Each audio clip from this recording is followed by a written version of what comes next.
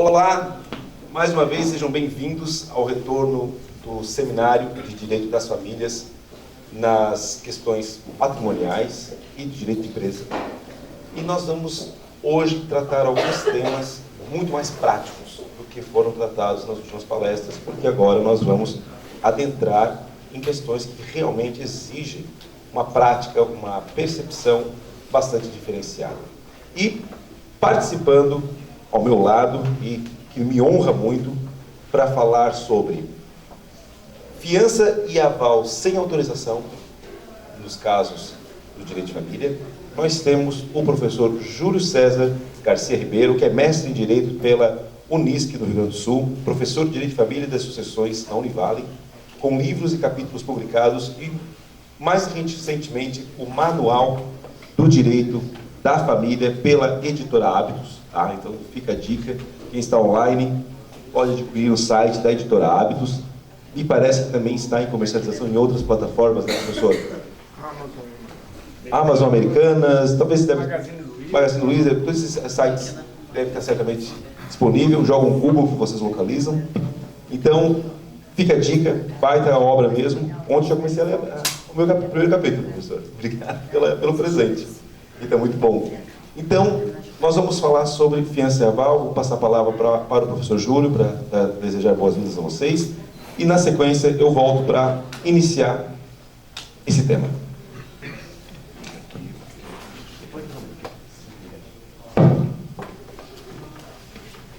Bom dia, pessoal.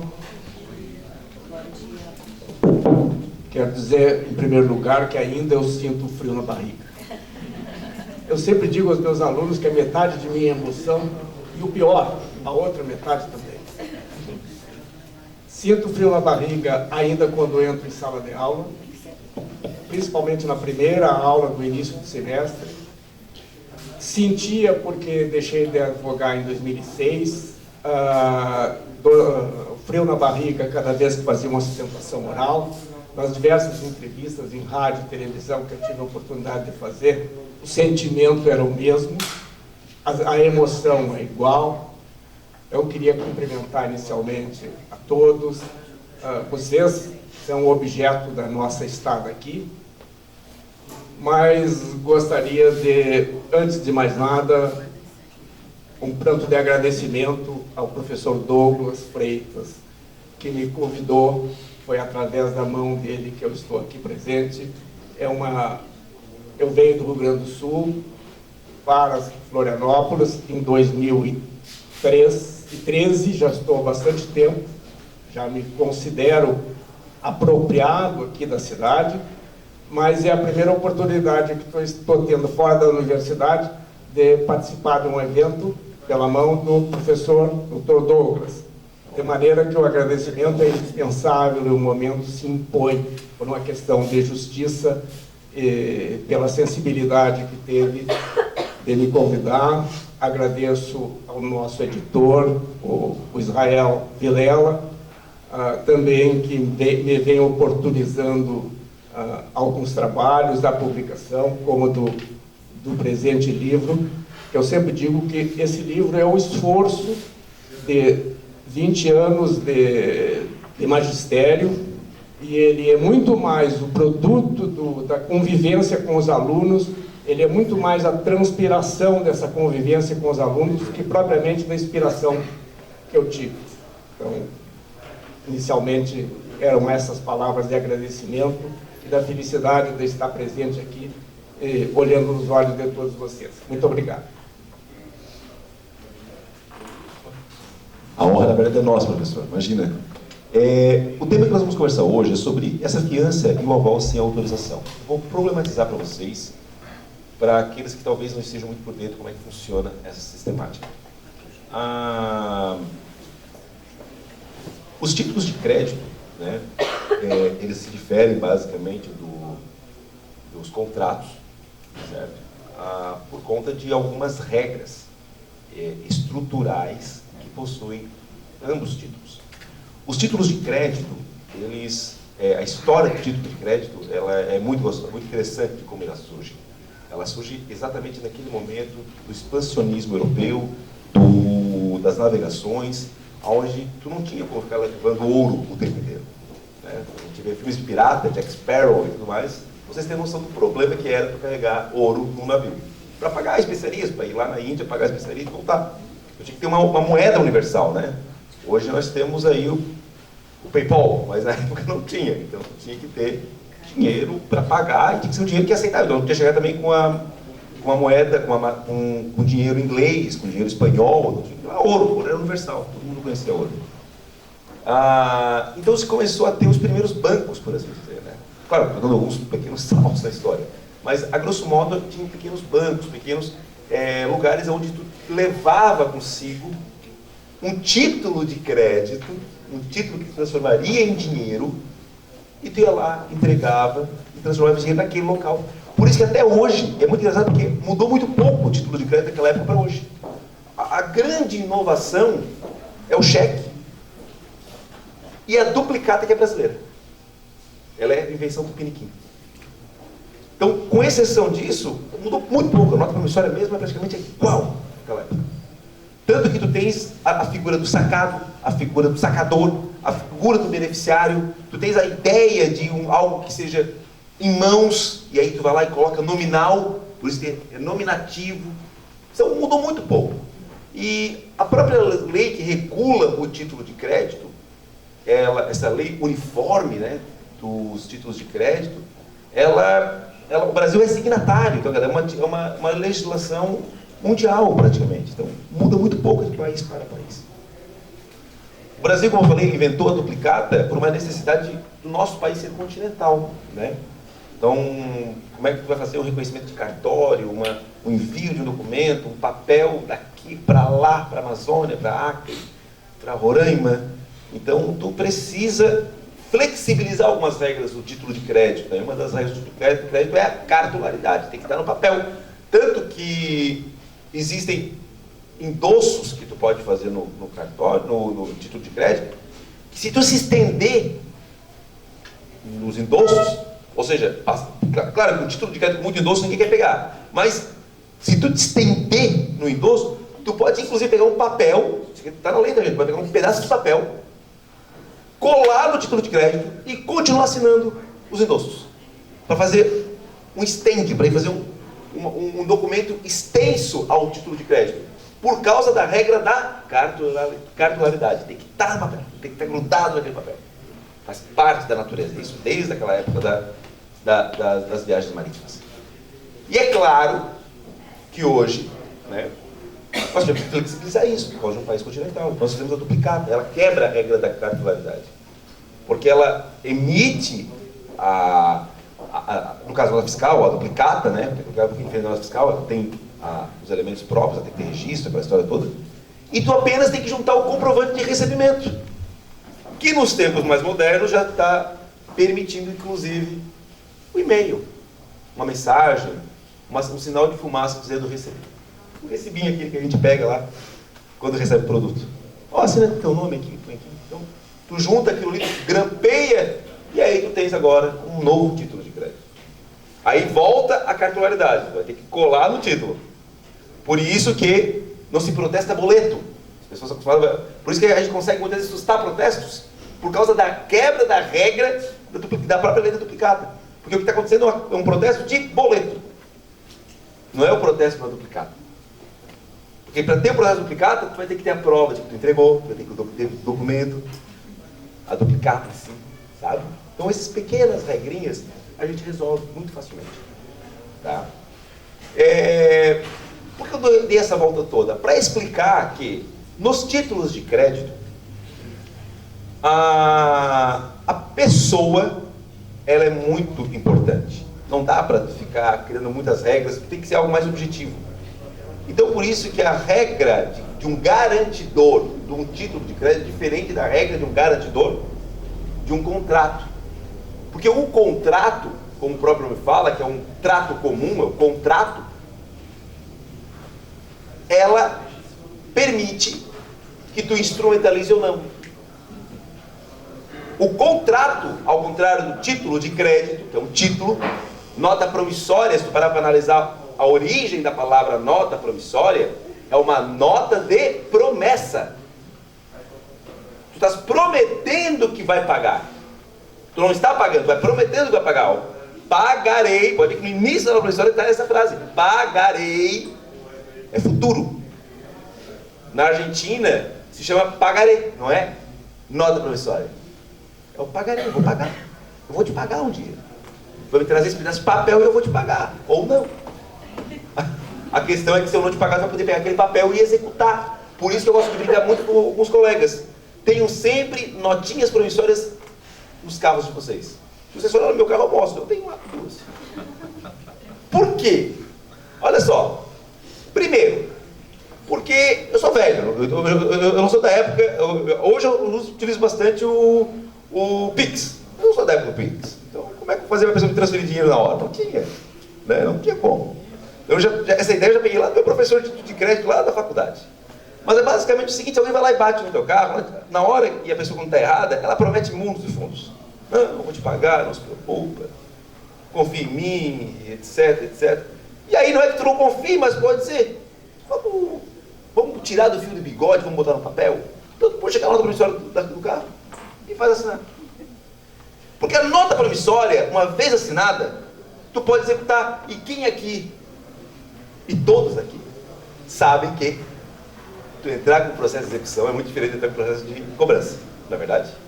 Para começo de conversa, com a execução, a doutora Mari, que é minha colega, está aqui para não me deixar mentir, foi com uma nota promissória que acabamos de salvar um crédito aí, pouco tempo atrás, de quase R$8.000. O cara era amigo meu, estava me devendo o dinheiro. Falei, olha, bicho, eu não vou te executar porque é meu amigo, mas eu vou endossar e a pessoa vai te executar. E aí eu endossei, e a pessoa foi lá, agora está cobrando dele e está executando, nem foi despachado para a citação, já trancou o carro do cara. Por quê? Porque com a simples protocolo de execução, com distribuição de execução, tu consegue o quê? Pegar lá a certidão, ir lá no Detran e fazer a averbação.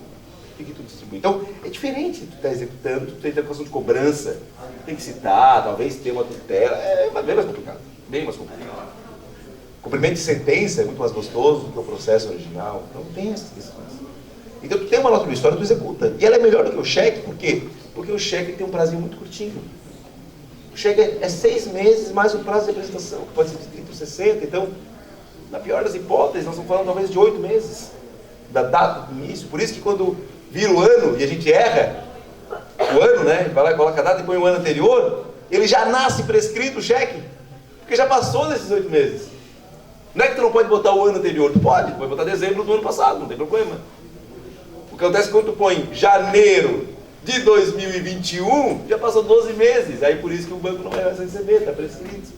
Então notem que o título de crédito, ao mesmo tempo que ele tem essa pungência, ele também tem algumas restrições. E por isso que eu gosto mais da nota promissória do que do cheque. Por causa disso, eu tenho mais tempo para cobrar. Como é que eu já tenho 2 anos. Eu vou 2 anos para cobrar, se eu quiser. O prazo é maior. E é por isso que na nota promissória, o aval não precisa de ninguém. Aval é aval. O avalista vai lá e assinou e deu para a bola. No contrato é diferente. No contrato nós temos o fiador. O fiador é de contratos. Avalista é de notas, é de títulos de crédito. O Código de 2002 ele mudou muita coisa. Ele é um código mais sem técnica. Ele é um código, não de maneira pejorativa da palavra, mas de maneira de inclusão. Ele é um código que ele busca ser menos oficioso. Ele busca trazer as pessoas para umas regras mais flexíveis. Para começo de conversa, ele criou títulos de crédito. O Código de 2002 permite que vocês criem seus próprios títulos de crédito. Ok? Claro que vai ter as regras do título de crédito geral, mas ele permite. Agora, os títulos de crédito desde 2002 não são mais números clausos. Não é um rol taxativo de títulos de crédito que existe no Brasil. Não, agora é números apertos, com P de pato mesmo. Então, é um rol. Hoje nós temos um rol exemplificativo, nós temos outros títulos de crédito. E uma das grandes questões que nós temos nos contratos é a outorga, o quê? Marital ou prissória, que é o do cônjuge. O que é um problema e ao mesmo tempo salvação, dependendo do lado da advocacia que você esteja, nos casos de união estável. Por quê? Porque enquanto no casamento tu consegue resolver claramente com a pergunta, deixa eu ver tua certidão de nascimento, e vai aparecer se está casado ou não, na união estável, se a pessoa falar sou solteiro, ele nem mentindo está. Não é verdade? Nem mentindo está. Mas a falta da outorga da companheira vai permitir que esta companheira ou este companheiro possa, por embargos de terceiro, fazer o quê? Salvar pelo menos metade. Não é verdade? Para, metade é meu. Não expropria tudo. A questão é que entra o CPC. O CPC 2015, que a gente chama de novo CPC, mas pô, já foi 2015, né? Já faz tempo 2015. Acho que era o quê? Big Brother 4? Faz tempo, 2015 faz tempo. E aí nós vamos ter o CPC que vai trazer para nós, né, uma regra que é bastante controversa. E é um dos pontos que a gente vai querer conversar aqui hoje. E aí nós vamos ter alguns julgamentos já, inclusive, conflitantes. Por quê? Porque o direito, por mais que ele esteja escrito em tábuas, pedras e outras formas mais rígidas, o direito ainda serve à justiça. Né? Entre direito e justiça, não deve ter que optar pela justiça. E isto, no direito de família, é muito mais forte. Né? Por questões éticas, técnicas e até psicológicas mesmo. O professor Rodrigo da Cunha Pereira tem um livro excelente sobre princípios. O professor Júlio começa no trabalho dele falando também sobre princípios. Então, tudo isso, por que eu estou dizendo que temos uma divergência? Porque, de regra, após o Código de 2015, a meação do cônjuge ou do companheiro prejudicado pelo ato do outro cônjuge ou companheiro é sobre o resultado da penhora ou do leilão e não sobre a metade do bem. E qual é a diferença disso? É brutal. Por quê? Caso prático. Eu assino um documento garantidor, ou mesmo se torno um devedor, tá? Porque essa regra vai bem que se aplicar para o mesmo fim. E vai ser expropriado esse patrimônio no meu nome. Vem a minha cônjuge ou meu companheiro e diz, não, espera, a metade é meu. Não dá para expropriar assim. Metade é meu, tem que reservar. Então, você vai expropriar metade do valor, você me devolve. O problema é que se for para segundo leilão, nós sabemos que ele pode reduzir até quanto? Até 50%, até metade.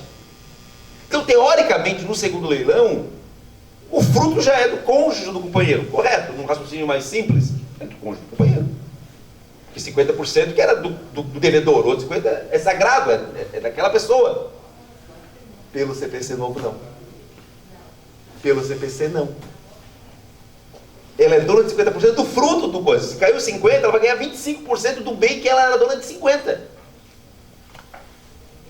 É a metade do que receber lá do leilão. Estão entendendo o problema que é?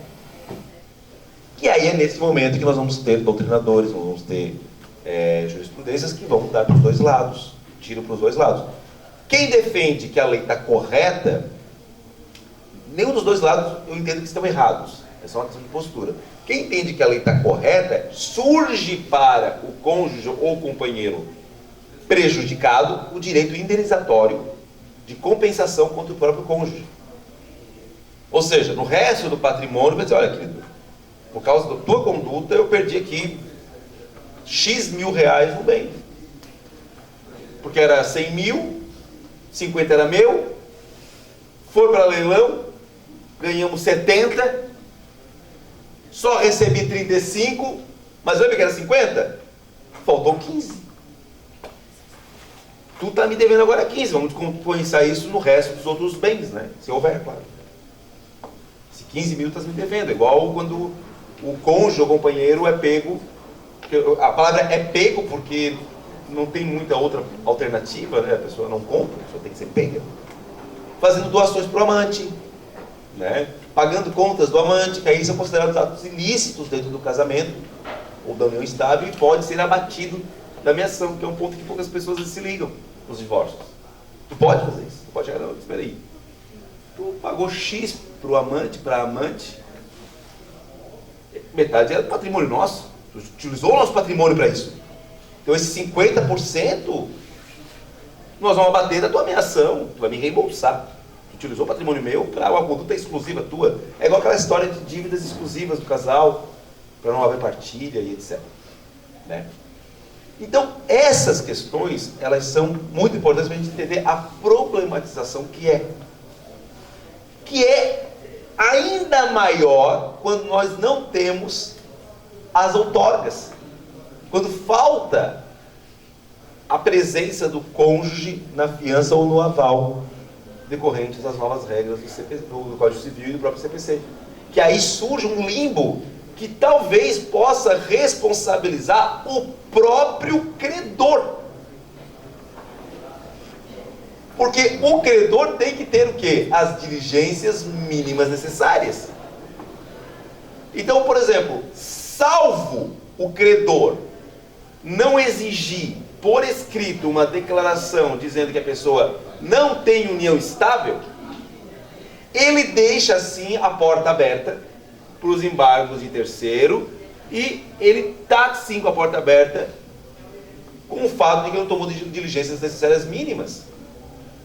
Porque se o outro falou que não tinha e tinha, aí nós podemos entrar até em questões penais, aí podemos discutir talvez facilidade ideológica, podemos discutir ato ilícito, aí tem até outras questões que ele vai até usar como barganha, até pressionar esse devedor.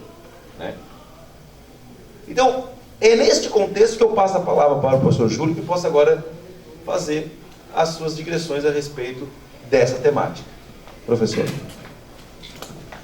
Bom, o professor Douglas me facilita bastante, porque a questão de natureza empresarial ou no âmbito das obrigações ele já dissecou muito bem. Deixa eu colocar a questão em termos, em perspectiva, e deixa eu puxar a questão para o âmbito do direito de família, que é onde efetivamente eu tenho me dedicado. E, embora eu sei que tem aqui muitos colegas, mestrandos, eu gostaria de pedir licença para, em colocando em perspectiva, partir do pressuposto dos efeitos decorrentes do casamento, o que também se estende à união estável. Eu entendo que o casamento e a união estável, entendo não, isso é verdade, produz efeitos de 3 ordens. Efeitos pessoais, que é entre os cônjuges, ou conviventes, respectivamente artigo 1566 e 1724, aqueles efeitos entre eles, que já estão um pouco minimizados desde quando, com a emenda 66 de 2010, não se mais vai buscar culpa para o divórcio e nem para a pensão alimentícia. Estão minimizados, mas eles estão lá registrados. A união estável e o casamento também produz efeitos sociais no âmbito da sociedade. 2 exemplos muito simplórios. O parentesco por afinidade, artigo 1595, que é a relação de um cônjuge ou convivente com os parentes do outro. É certo que, como efeito prático, a única coisa que isso impede é o casamento de parentes em linha reta, por afinidade. O sogro e a sogra é para sempre. Não existe sogro nem sogra, embora a gente recase tantas vezes, como eu próprio já fiz, mas infelizmente não tenho mais sogras, e nem, mas elas permanecem. Há que se pensar também na emancipação, artigo 5º, parágrafo único, 2º, inciso 2, que a emancipação, a maioridade é produzida após o casamento ou a constituição da união estável. E o que interessa particularmente aqui são os efeitos patrimoniais, que é representado pelas relações econômicas no âmbito do casamento e da união estável. E a gente, e vejo o doutor Douglas preocupado com a questão da meação, e a meação tem reflexo direto, quando é o caso, com o regime de bens. Eu tenho dito aos meus alunos sempre, e para que eles possam migrar para o direito das sucessões com segurança, eles têm que pensar em cima do regime de bens. Tirar da tomada, desplugar aquela ideia do regime de comunhão universal. Faz 43 anos, que reporta 26 de dezembro de 1977, que o regime comum deixou de ser a comunhão universal e passou a ser o regime misto da comunhão parcial de bens. De maneira que os casamentos, hoje, largamente se realizam como as uniões estáveis dentro do regime de comunhão parcial de bens.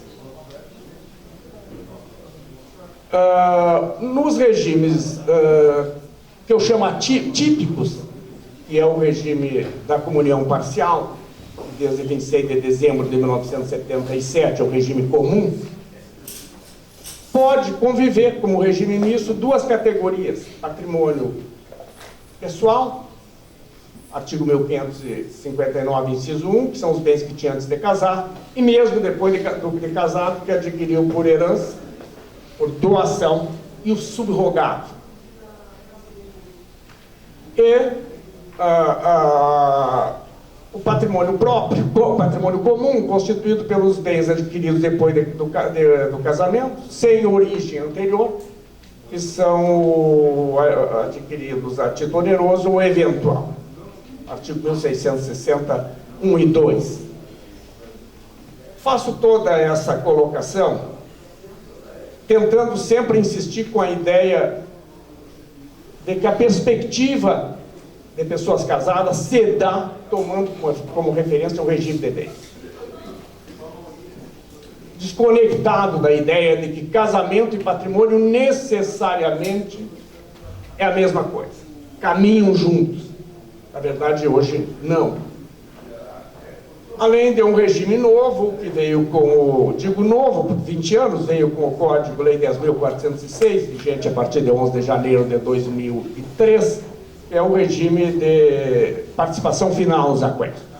Nós importamos da França, na Argentina também, ele já é empregado, mas a dificuldade de que esse regime possa ser utilizado entre nós vem da ideia de que não passa de um regime contábil. Não se vai apurar só por ocasião do divórcio, da dissolução, da morte, qual o patrimônio que está em nome de um ou de outro. Ter-se-á que voltar ao passado e apurar lucros eventualmente ocorridos durante a relação. Então isso dificulta, porque muitas vezes as pessoas que se interessam por esse regime vai ter que criar, vai ter que ter uma contabilidade, vai ter que ter um contador para verificar ao longo do tempo a apuração de lucros de bens adquiridos a título oneroso de um ou de outro no curso da relação. E parece que essa é a dificuldade que nós temos, ou estamos tendo, para que esse regime possa ou venha a ser assumido por pacto antinupcial, ou que as pessoas venham se interessar por ele. O outro regime, que eu digo típico, é o regime de separação de bens, que decorre do artigo 1641, que é aquele regime obrigatório das pessoas com mais de 60, 65 ou agora 70 anos, conforme o período que casaram, as alterações vêm acontecendo nos últimos tempos, e do menor autorizado a casar com autorização judicial na falta ou na dúvida ou na inexistência dos pais a dar essa autorização para o menor entre 16 e 18 anos. Além desses 4 regimes típicos, hoje já se pensa, e cada vez mais, no pacto antinupcial, para a escolha de um regime próprio, adequado àquelas pessoas, aos nubentes, antecipadamente ao casamento. Porque livre a possibilidade das pessoas escolherem um regime de bens de acordo com a sua conveniência própria. Eu vou escolher um regime de bens, nós vamos escolher um regime de bens que se adeque à realidade de cada um. Por exemplo, eu posso fazer um regime semelhante à comunhão universal, mas dispondo que os bens que vão migrar da minha família, por sucessão, não participem da comunhão universal, sejam excluídos. Ou posso estabelecer por pacto antinupcial um regime de bens semelhante à separação de bens, mas que os bens adquiridos a título oneroso durante o casamento possam se comunicar. As pessoas são livres para dispor de um regime que venha se adequar, que seriam os regimes atípicos, à realidade de cada um. É certo que isso não é tão simples, porque muitos dos tabelionatos têm tido alguma dificuldade, têm se encontrado resistência para a elaboração desses regimes, porque eles estão muito vinculados à tradição de que os 4 regimes disponíveis, afora esses 4, mas aos pouquinhos a gente vem conseguindo dispor por pacto antinupcial de regimes atípicos, complexos, de acordo com a conveniência de cada um. Migrando deste assunto para a questão que diz com o artigo 1647, 3, a necessidade de que um cônjuge autorize o outro para a prestação de aval e fiança, e fixado no artigo 1647, particularmente, no campo do direito de família, eu gostaria de, é claro que você sabe, mas revelar o que para mim foi a grande descoberta do artigo 1647. É verdade que o Código Novo já tem 20 anos, tem as suas mazelas, mas há uma descoberta ali que para mim descortina novos horizontes. Quando ele, especificamente, menciona a necessidade de um cônjuge depender da autorização do outro e põe um vírgula, salvo no regime de separação de bens. Para mim, a grande descoberta, o grande avanço que o Código teve nesse particular foi ressalvar o regime de separação de bens. Alguém há de perguntar, mas não é o óbvio? Não é. Porque antes, linearmente, todos os demais atos equivalentes vinculados ao artigo 1647 dependeria de autorização. Penso mais que o Código não avançou o necessário, porque ele deveria, além de excluir da necessidade de autorização o regime de separação de bens, na minha visão, também deveria tê-lo feito em relação ao patrimônio próprio dos regimes mistos. Ora, se o regime de comunhão parcial, que é o regime comum, substituto legal, que pelo silêncio, se não for regime de separação obrigatória, as pessoas aderem naturalmente, ele dispõe de patrimônio comum e também de patrimônio próprio, só de um dos cônjuges, de cada um dos cônjuges, daqueles bens que ele tinha antes de casar, que ele adquiriu por herança ou por doação e seus subrogados, seria natural, na minha visão, que também houvesse a dispensa de autorização do outro para os atos praticados em relação ao patrimônio próprio. Por que está a se exigir também que haja essa autorização? É claro que o direito de família convive com um dilema: interesse da família e autonomia de vontade. É dentro desse dilema que eu vejo as justificações para embaraçar o andamento das alterações legislativas. Portanto, eu acho que nós temos que avançar bastante nisso. E vejo ainda que, embora a resistência, há um natural aumento da autonomia de vontade de cada um dos cônjuges. Desde que se introduziu a Lei 6.515, lá de 1977, e que nós saímos de um regime de comunhão universal para um regime de comunhão parcial, e agora, com o novo Código, desde quando a gente passa a autorizar, inclusive, a alienação de bens em regime de separação convencional, nós precisaríamos avançar também, penso isto, em relação ao patrimônio próprio dos regimes mistos.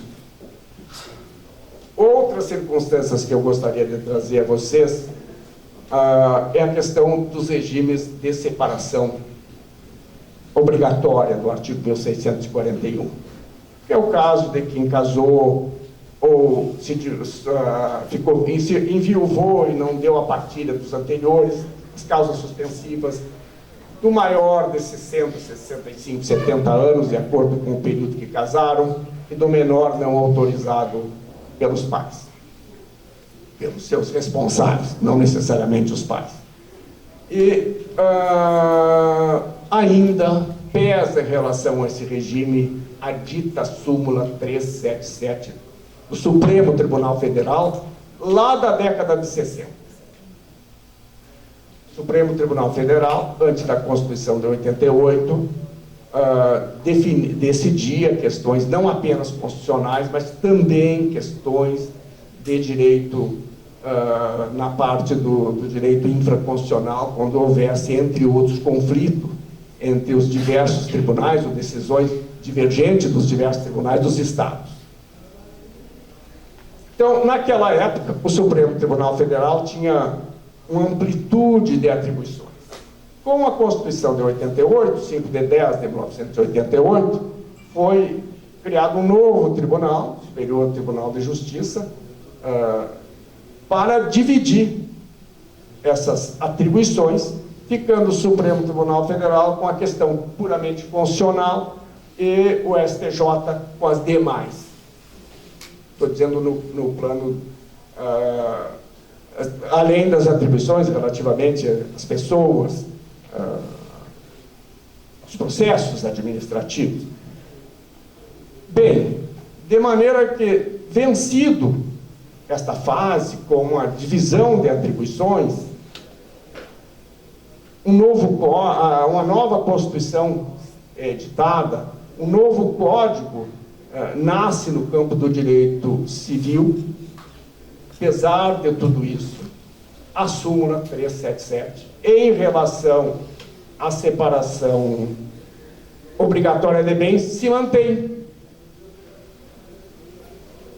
A meu juízo, sem razão, a permitir de que as pessoas casadas, mesmo em caso de separação obrigatória de bens, venham dividir patrimônio adquirido a título oneroso depois do casamento.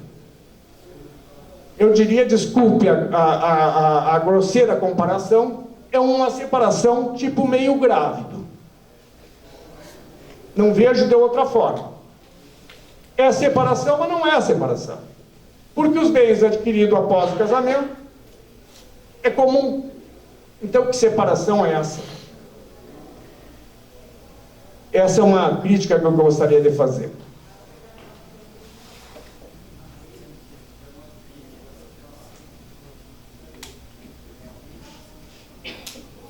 Vou aproveitar que o Dr. Douglas não saiu temporariamente, vou ficar na minha área, que é direito de família. Desculpem, mas é aqui que eu gosto de navegar. O meu barco navega nessa área. Bem,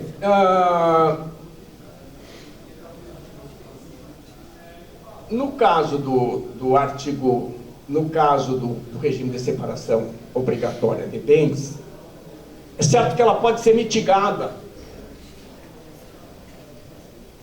No caso nas causas suspensivas, artigo 1641, desaparecendo a causa, o inventário foi feito, a partilha foi feita, porque pode-se fazer inventário sem partilha, mas a partilha foi feita, tanto em termos do viúvo ou da viúva, ou de quem se divorciou. No caso do menor, que casou com autorização judicial e em se tornando maior, ele pode se valer, qualquer um desses casos, do artigo 1639, parágrafo 2º, e, infelizmente, ainda em juízo, pedir autorização da alteração de regime. É possível, esses dois casos, é possível pedir alteração de regime e, então, justificadamente, assumir o regime comum, que seria o regime de comunhão parcial, o regime do substituto legal, o dito ordinário, que é o regime da comunhão parcial. Não poderia fazer isso o maior de 60, 65 ou 70 anos. Eu coloco as 3 datas porque na edição do Código era 60, depois se mudou para 65 e agora é 70. O critério é aleatório, porque se nós formos pegar o Estatuto do Idoso, é 60, todo mundo é idoso a partir de 60 anos, mas para ter a passagem de ônibus gratuita é a partir de 65, mas nunca se falou em 70. De maneira que o critério para mim é aleatório, mas vamos pegar 60, 65, 70 anos. Nesses casos, não tem como tu mitigar para assumir o regime comum, porque de 70 a gente só vai para frente. Não tem como voltar. Gostaria muito que tivesse. Com 71 gostaria muito que tivesse, mas não tem como voltar. Quero pedir licença para vocês para fazer uma homenagem à memória do professor Zeno Veloso. Todos conhecem, meu estimado amigo, tinham por ele uma afinidade. Tenho saudade do abraço dele cada vez que nos encontrávamos, como de resto quem o conheceu. E o Zeno era uma pessoa revoltada com essa hipótese. Ele tem, por muitas vezes ele escreveu sobre isso, tinha parecer específico sobre isso, e ele não se conformava com essa limitação dos 70 anos, porque ele diz, se eu tenho rigidez mental para testar, independente da idade, porque a única questão para o limite de legitimidade para o testamento é 16 anos e discernimento. Se eu tiver discernimento com 90 anos, aliás, fazendo um parênteses, a minha mãe aos 96 anos me pediu para encaminhar o testamento dela. Ela estava com absoluta rigidez mental, fez o testamento, sem nenhuma dificuldade. Não existe idade máxima, existe idade mínima, mas máxima não. Então ele trazia esses argumentos, entre outros, e dizia que essa disposição do artigo 1641, 2, que limitava, que trazia para o sistema de separação obrigatória as pessoas que casassem com essa idade, era inconstitucional. Porque, entre outras coisas, ofendia o princípio da igualdade diante da rigidez mental, para não se falar da legislação infraconstitucional que trata da personalidade. Se nós pegarmos lá até o artigo 5º, primeiro a 5º, nós vamos verificar que nasceu com vida, completou a idade de 16 anos emancipado, ou de 18 em diante, sem limite da idade, as pessoas são rígidas para tomar suas decisões de acordo com a sua conveniência. Então, eu sempre me lembro, no meu trabalho, eu faço referência a essa posição do professor Zeno Veloso.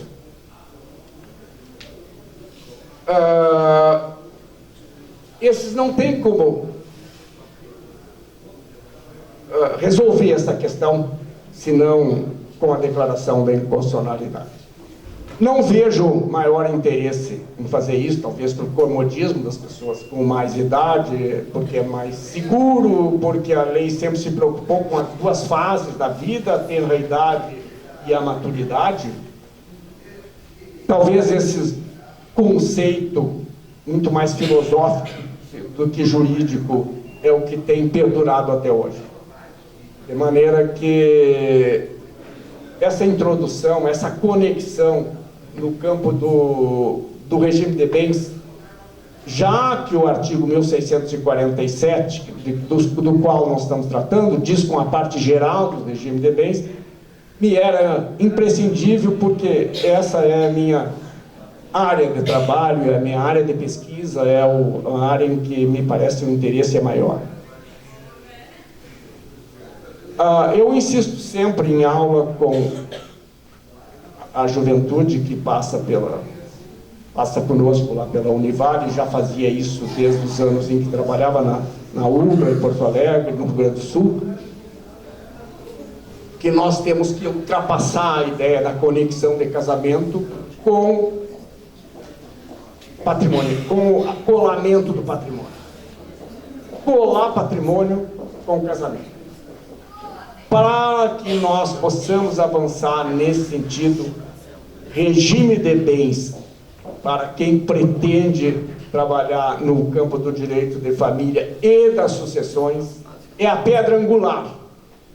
É a pedra angular no momento do casamento, é a pedra angular no momento do divórcio, na sucessão, com muito mais razão.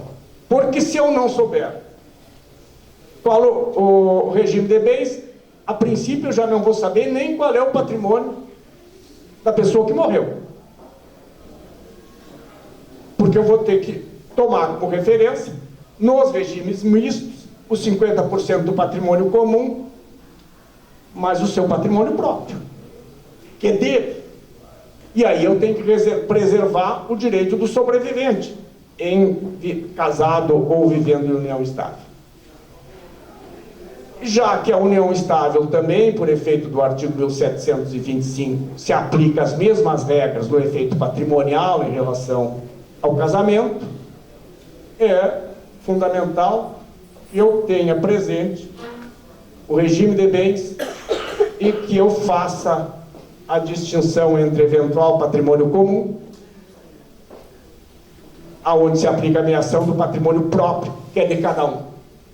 Tanto para escolher, no caso da sucessão, o patrimônio da pessoa que faleceu, como para preservar o patrimônio do sobrevivo. Bem, mas sucessão nós vamos falar agora a partir das 14 horas. Voltando para a área específica, então, do artigo 1647, com a ressalva de que eu acho que a grande descoberta, vou ressalvar, é um caminho que já se abre, ressalvar o regime de separação de bens, e nós estamos falando aí, portanto, especificamente na separação por pacto, porque na separação do regime obrigatório ainda temos o entrave, que é essa súmula 377 do Supremo. Preserva por quê?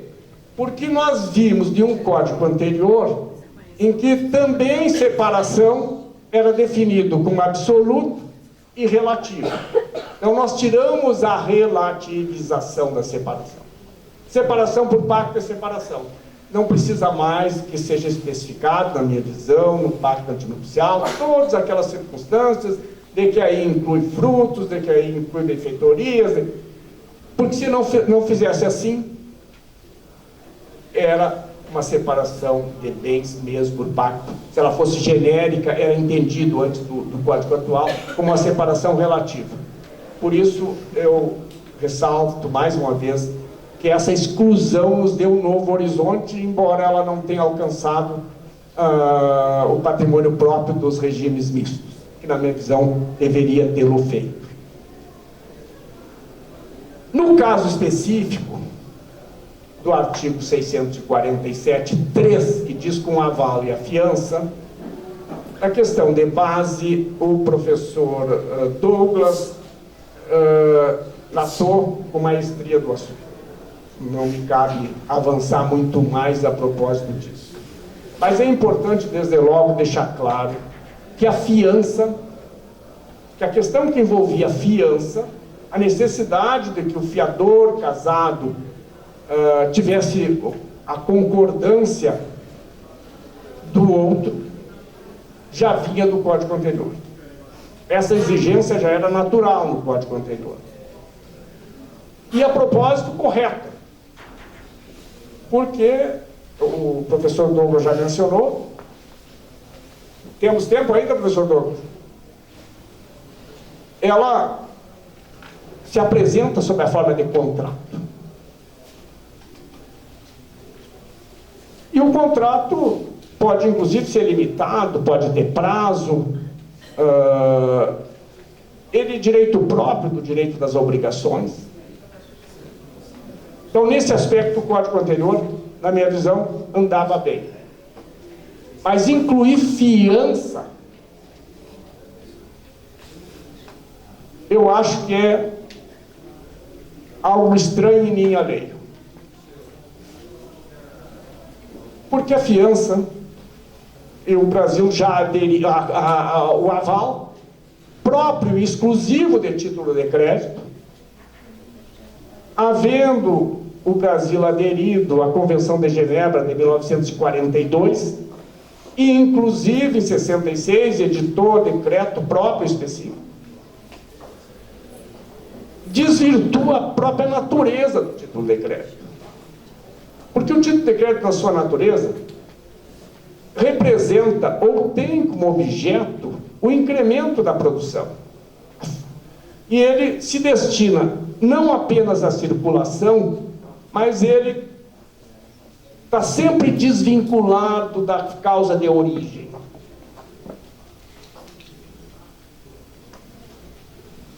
De maneira que incluir o título de crédito, incluir ao título de crédito essa restrição, acho que nós desvirtuamos a sua natureza, tiramos dele a flexibilidade, o incremento da produção, que é o seu objetivo básico.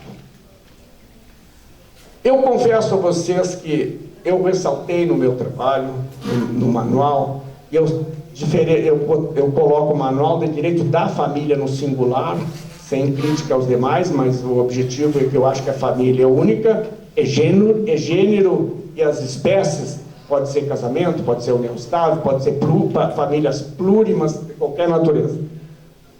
Mas a não ser ressaltar esse aspecto do caput do artigo 1647, que dá sentido à separação de bens por pacto antinupcial, que eu me referi antes,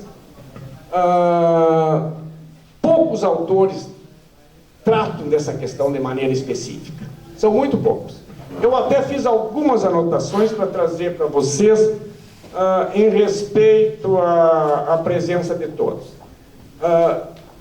Fiz algumas anotações em relação à posição dos autores que tratam dessa questão de maneira específica. E eu gostaria de citar. O professor Conrado Paulino da Rosa evidencia desde logo que a mudança do estado civil dos cônjuges importa em limitação na celebração dos negócios jurídicos.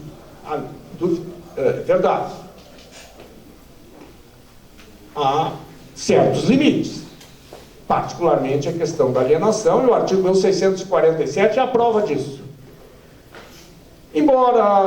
Mas ele reconhece, ao final, que é um acréscimo a inclusão do aval. Ele não se contrapõe à inclusão do aval, e ele toma como base, inclusive, um recurso especial, quarta turma, de 13 de 8 de 2015. Da mesma forma, a professora Maria Berenice Dias recebe com naturalidade a inclusão do aval, não dando boas-vindas, mas recebe com naturalidade. Já o professor Cristiano de Farias e o Nelson Roosevelt se contrapõem diametralmente por as razões da natureza do título, porque o aval só pode, específico dos títulos de crédito. Além desses três, que é um autor que eu tenho particular afeição no campo do direito de família, o professor Paulo Lobo porque ele é objetivo, ele é claro, e ele trata das questões de maneira muito elucidativa. Ele refere desde lá a primeira jornada de direito civil do Conselho de Justiça Federal de 2002, que diz que o aval não pode ser anulado por falta de vênia conjugal, de modo que o inciso 3 do artigo 1645 e 47 apenas caracteriza a possibilidade do título ao cônjuge que não assentiu reservar seu direito à meação. Eu me posiciono, embora não tenha tratado especificamente disso, com a visão, particularmente do professor Paulo Lobo, no sentido de que nós não podemos descaracterizar e retirar a natureza do crédito, e penso mais que o direito de família, ao introduzir o aval, se imiscuiu em matéria que não lhe é própria. Portanto, penso que o aval oferecido sem a anuência do cônjuge ou do convivente não é nulo. Eles podem, a qualquer tempo, no máximo, reservar seu direito à meação para a preservação do patrimônio. Era mais ou menos isso, pessoal. Desculpe eu ter fugido um pouco do assunto, acho que eu tinha que nadar aonde é a minha especialidade, onde eu trabalho, até porque o professor Douglas foi muito generoso a tratar do assunto de maneira específica, das questões que envolvem o direito das obrigações. Muito obrigado, estou à disposição de todos. Muito obrigado mais uma vez, professor Douglas.